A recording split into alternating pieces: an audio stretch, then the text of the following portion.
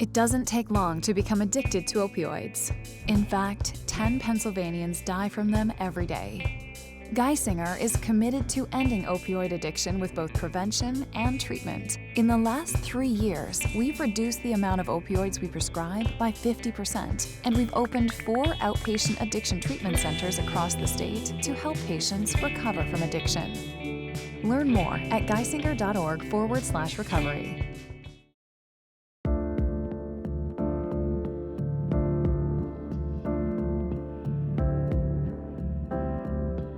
Okay, I'm going to go down a list. Tell me if you've used alcohol. Yes.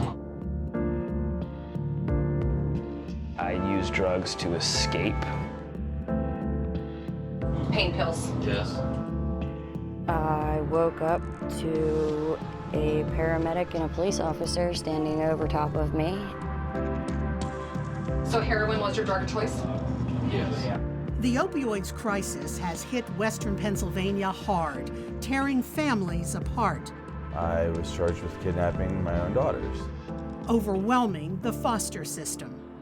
And the trauma to children is pretty profound. And now, the COVID pandemic has brought even more challenges. Telehealth is something that I can't see going away. These are stories of new approaches in treatment. We have a mobile Vivitrol unit that goes across 28 counties in Pennsylvania. Stories of overcoming stigma. So that people can seek the treatment that they need. And stories of hope in battling opioids.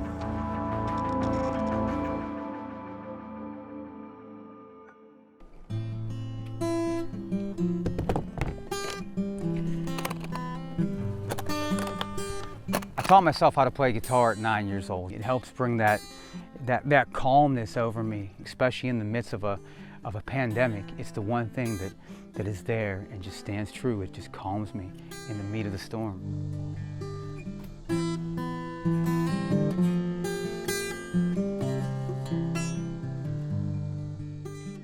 I'm Joey Pagano. I'm a care navigator for the Center of Excellence. We link a client to the pertinent services that they will need to have a successful recovery. We help warm hand hold through their recovery, and we don't let go until they have a healthy recovery. I met Sarah when she was trying to get clean. She became a client. My name is Sarah McMahon. At the beginning of the pandemic, I was out running and ripping and getting high and doing stupid stuff. Then I overdosed in my mom and dad's bathroom. I woke up to a paramedic and a police officer standing over top of me, and my pants around my ankles, and I was taken to Washington Hospital.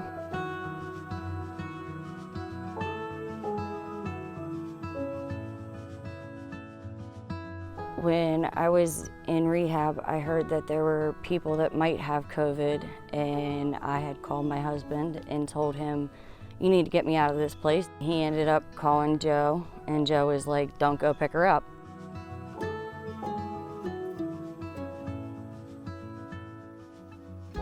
Had my husband came and picked me up from rehab, I probably would have overdosed and died. I would have been back out on the streets within a week of me being home. Even when I got out of rehab, I still had another month and a half where we were quarantined. It was kind of like being in rehab after I got home because I couldn't really go anywhere anyway. Before the pandemic, we had face-to-face contacts. Now we have all these barriers. We learned telehealth. It was something that was, I believe, is the blessing in the storm. I'm still able to hold your hand through the whole process, even though it's through Zoom.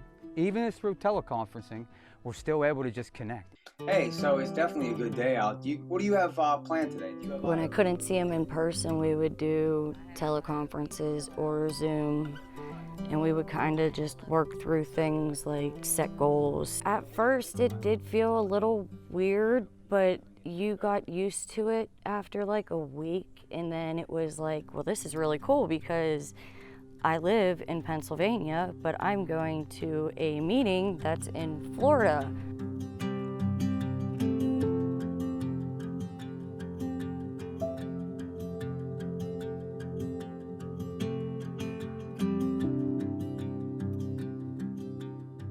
How are you doing? I had fun doing it.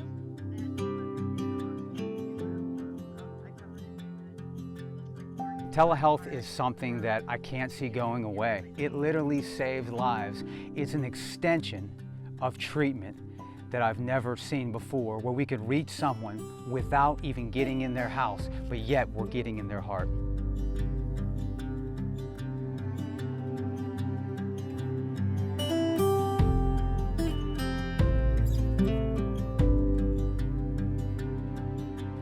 What a day, you know? So good. It did. I'm an essential worker, and I was placed in this position for a reason, to help people, show them empathy, teach them compassion. Now I'm 4 months and 12 days clean, and I'm finally starting to look at my life differently. I'm finally starting to love myself and not hate me as much. And if the anxiety does spike and I do start to freak out a little bit, I know I can call Joe. Truly, the pandemic, it didn't hurt us. It made us stop for a second. We regrouped, and we were able to just connect with someone just in a different way, an extension of love, because it's all about love. Pandemic just did not change that.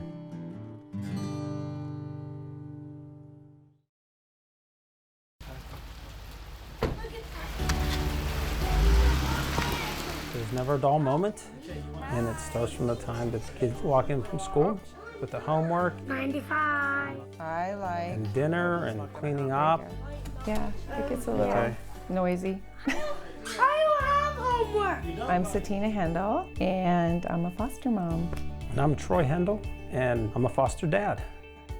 We've been foster parents for a little over 2 years, and we've taken in 7 children. In every case with the parents, there's been drug abuse. The opioid crisis has had a profound impact on the foster care system. Sometimes parents are being arrested. Sometimes we receive referrals that they have overdosed, and the trauma to children is pretty profound. Our first attempt is to place children with extended family, but oftentimes we're finding those extended family members are using drugs themselves, so we have to find foster parents to care for the children. A little over a year ago, we received a phone call about identical twins that needed a home. And wow, identical twins. There was drug abuse with the parents. There was times when the parents were in jail. The girls have been in the system since they were 3 years old. You hear stories of kids that just stay in the system and they don't get a home. We all have a picture painted in our mind of a child that's been in the system. You're expecting someone who's very shy, someone who has a lot of fear coming into a new home. But these two here, they were excited. It was a new beginning for them, it seemed. You can help me do salad? Our daughter Kaylee, she's 17. She's like my right arm. She does a lot. She has a great bond with them. They're sisters. It's not always easy. They have fears, they have rejection. I tell them, we're not trying to replace your parents. We just want to be a parent to you. We just want to love you, and we just want to care for you. When we first got the girls, less than a week had went by, and they said to us, you know, in our next hearing, they're going to talk about us being put up for adoption. You know, you could adopt us. And when you hear someone who is 12 say that, it's like they're tired. They've had enough. They've had enough. I love you, baby. We've had the twins a little over a year, and we adopted last week. If we can change a few lives and stop the cycle, then we've done something. Children deserve to have a forever family. Wanna try? Can you Just a little bit on that. So despite all the noise and the chaos, we're a family. We're a family. I'll get the drinks. We're gonna have salad first.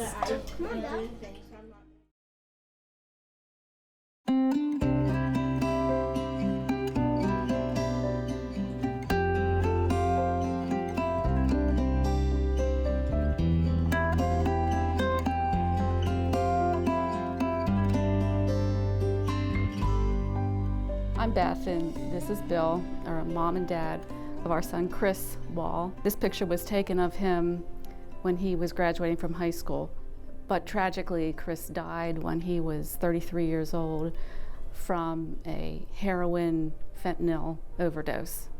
He went to Penn State and graduated with an industrial engineering degree. We wanted to be upfront because there's no sense hiding from it. It's a disease.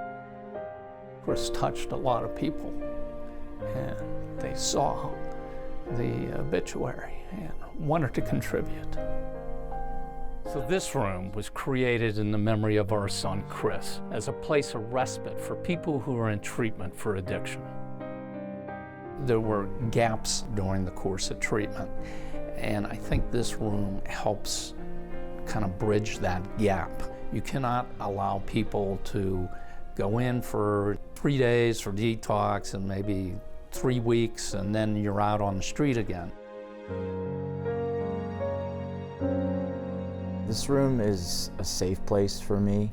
I've seen people sleep in here, people doing their laundry, showering, eating, and just being able to sit down and talk to someone, listening to someone, giving them advice is hugely beneficial to me and my recovery. It's just so nice to have this back here.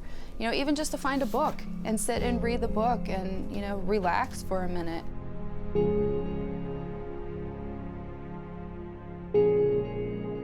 These stones, which represent loved ones who have been lost as a result of drug abuse. This stone right here with Jessica written on it. Jessica was an ex-girlfriend of mine who died of heroin overdose. Lots of things trigger my anxiety, and coming to this room, I'm able to get away from the hustle and bustle of everyday life.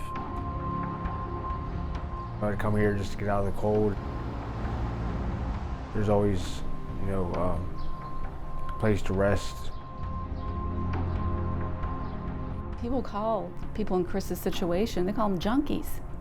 And junkie is a terrible term to use for someone who's battling addiction, battling a disease. Remember, Chris says, I just hate people look at me like I'm broke.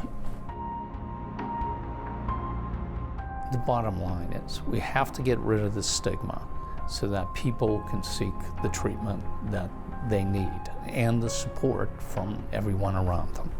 It's a tragedy what happened to the son, but for them to do something, such a great memory of him, to help out someone like me. Even though they lost their son, they're still willing to help other people in recovery. If this place wasn't here, I don't know where I'd be. I might be dead right now. It makes me proud, in a sense, that he touched so many lives. If there's anything good that can come of this, maybe this is it. I think he'd love this. He would. I think he'd think it would be awesome.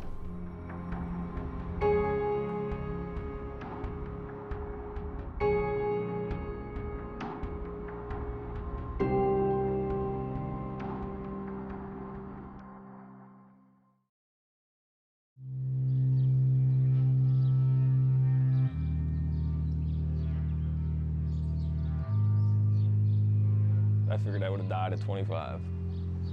I didn't think I would make it to my 20s, let alone, I'm 28 now, so I didn't think I would ever make it this far. I'd probably either be in prison or I'd be dead. My name is Stuart MASULA. I am the logistics manager of Positive Recovery Solutions. My main job is to transport our mobile unit in Western Pennsylvania. I'll go down, pick up my trailer, and then we take it to whatever location it may be. I mean, we've parked in parking lots in the middle of cornfields. So patients can receive Vivitrol in our Vivitrol program. Vivitrol is a non-narcotic, non-controlled, once-monthly injection that the patient receives. It blocks them from being able to successfully use their drug of choice of opiates or alcohol, and it lasts for 36 days. Okay, under your tongue.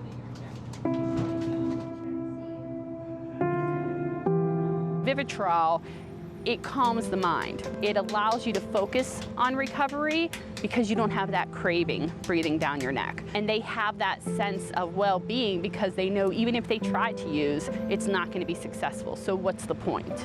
Vivitrol is not for the patient who is not done using.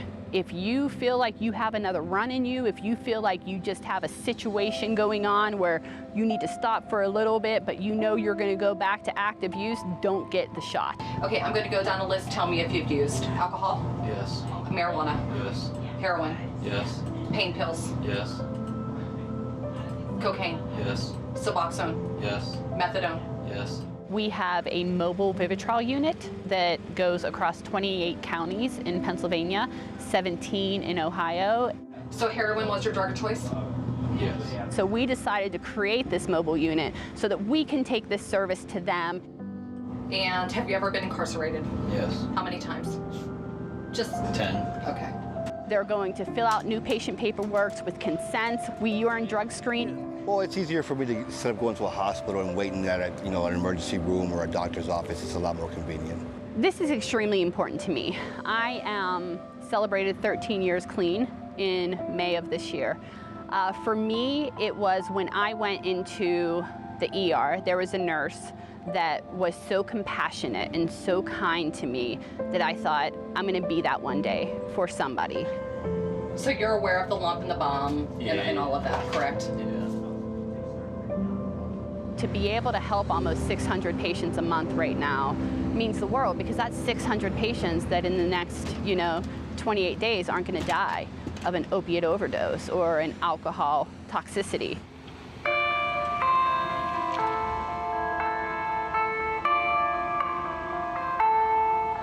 I used drugs to escape the pain that I was feeling because of the things I did.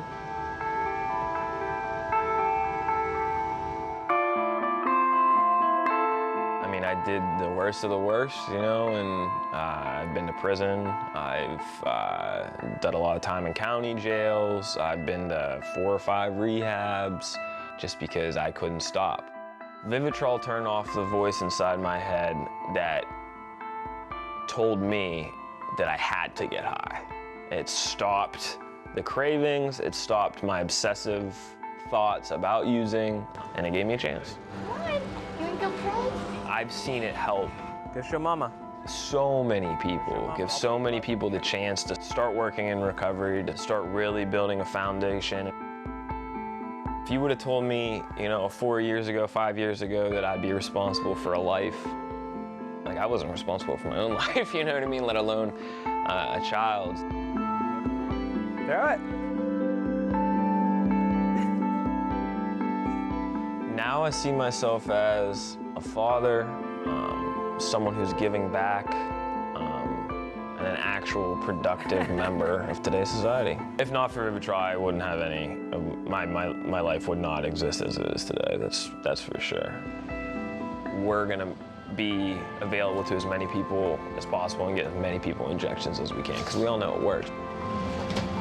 I get to see people basically come from the lowest they've been in their life, and I get to see them succeed.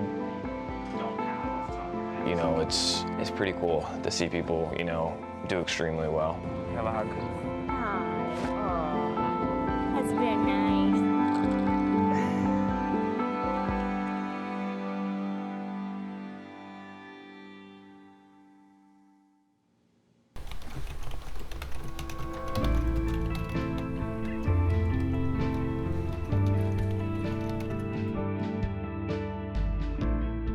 I'm very well today. I can't tell you how great it is not to be caught in active addiction anymore. The last time I was on camera with you guys, we met at the Center of Excellence in Washington, and I was turning over some stones in Chris's room, sort of reflecting over people I've known. Jessica was an ex-girlfriend of mine. I was still sort of in maybe the adolescence of my recovery.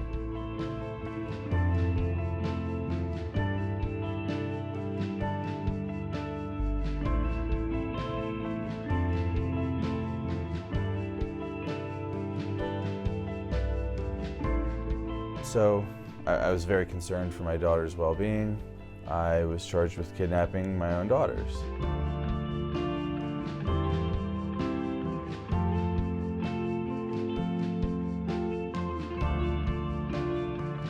I spent nearly 5 months in jail fighting the charges. At the Washington County Jail, I was not provided with my prescribed methadone.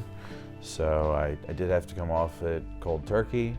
There's a lot of exaggerated anxiety, depression, insomnia, gastrointestinal discomfort, diarrhea, nausea, vomiting is typical.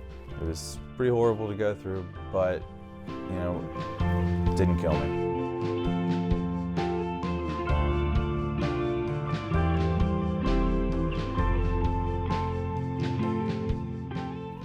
Hey you, how are you doing? Today I'm a lot more clear-headed. You want a treat when we're done?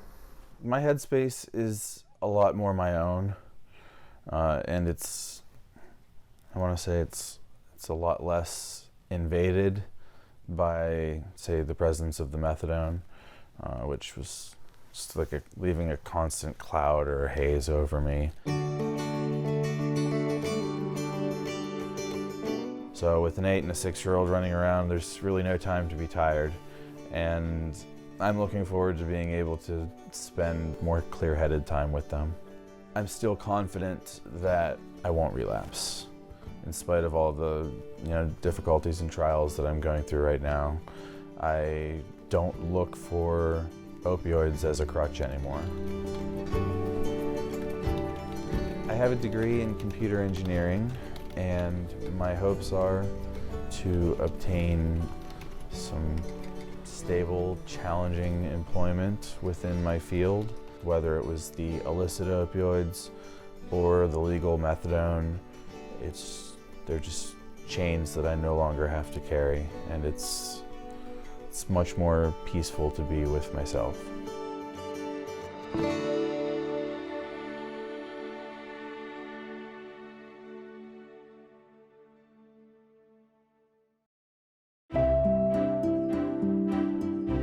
Hi, my name is Joey Pagano, and I've been clean since February 1st, 2013. When I was young, I used to play the guitar, and I played acoustic guitar for a long time, and I lost that hobby. Once I got clean and I started on that path, and I played guitar, and that hobby kept me going for such a long time. My name is Janae DeCantis. I've been clean since January 5th, 2010. I really would just reach out to other people and say, hey, I really don't know if I can stay clean today, can you help me? I really had to have somebody literally hold my hand until I didn't have those urges as much anymore. My name is Danny Connell. I have 1,218 days clean. I vape a lot. It's more of a hobby now for me. I like to travel, go to conventions. I have a lot of passion behind it, and honestly, that's honestly what I do. My name is Mindy McCloy. I've been clean since January 29, 2014. I stay clean for myself, but whenever there's days that I have, it's really tough to get through, I look at my daughter and she's puts a smile back on my face. My name is Brian Issy, and I've been clean for almost 4 years now. My hopes going forward, I hope to show people that, recovery's possible, and, I didn't feel like I could go and open up about what I was dealing with, so I tried to hide it. So I want to show people that, there's a place you can go. By the grace of God, I've been clean and sober since February the 6th, 2015. I missed out on a lot of key events in my daughter's life. Our relationship today, I can't say enough about it. It's beautiful. My first Mother's Day card she gave me that said, "I love you, Mom," made me cry because I didn't know she could ever feel that way about me. My name is Chelsea Hill. I've been clean for 8 years. I go to the gym almost every morning, which sounds kind of silly, but it's a great time for me to like get recentered with myself. It's a beautiful thing to get clean, but it's an even more beautiful thing to help somebody and like be able to watch them get clean. And I remembered like I wanted to just make a difference one time, not only in my life, let my family be able to sleep, you know, and just live a life where my parents, myself, and God could be proud of me.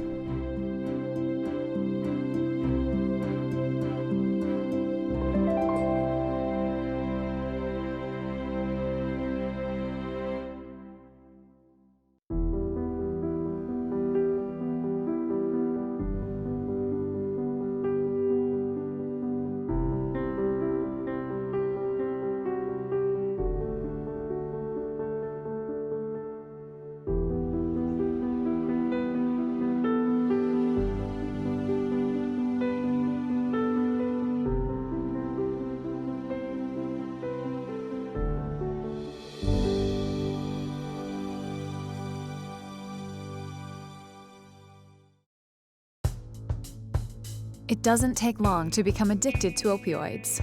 In fact, 10 Pennsylvanians die from them every day. Geisinger is committed to ending opioid addiction with both prevention and treatment. In the last 3 years, we've reduced the amount of opioids we prescribe by 50%, and we've opened 4 outpatient addiction treatment centers across the state to help patients recover from addiction. Learn more at geisinger.org/recovery.